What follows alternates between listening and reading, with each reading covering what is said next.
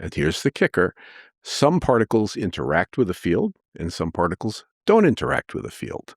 The ones that interact with the field get mass, and the ones that don't interact with the field don't have mass. And so that's the idea, is that the Higgs field gives the weak force particles mass.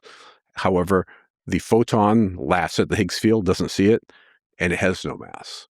And I should say here, going to perplexity, the big picture view, the Higgs field is a quantum field that fills all of space and gives many elementary particles, just as you're saying, their mass. But let's talk about something a little more familiar, just to try and hang some intuition on those words. Awesome. All right, so right in front of us, there is a gravitational field. Yep.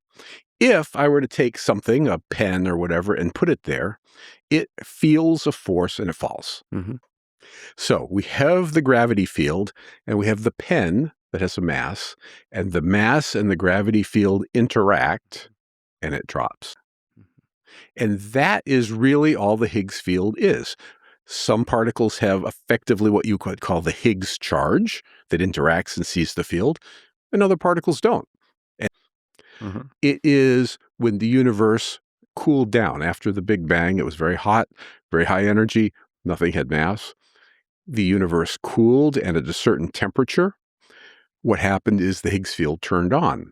And at the moment it turned on, it gave mass to the weak force particles, did not give mass to the photons. So that's what we call electroweak symmetry breaking. But all it says is there was a moment in time early in the history of the universe at 10 to the minus 12 seconds after the Big Bang, the Higgs field turned on and particles got mass. So what is this Higgs boson? In the Higgs field, the vibration is the Higgs boson.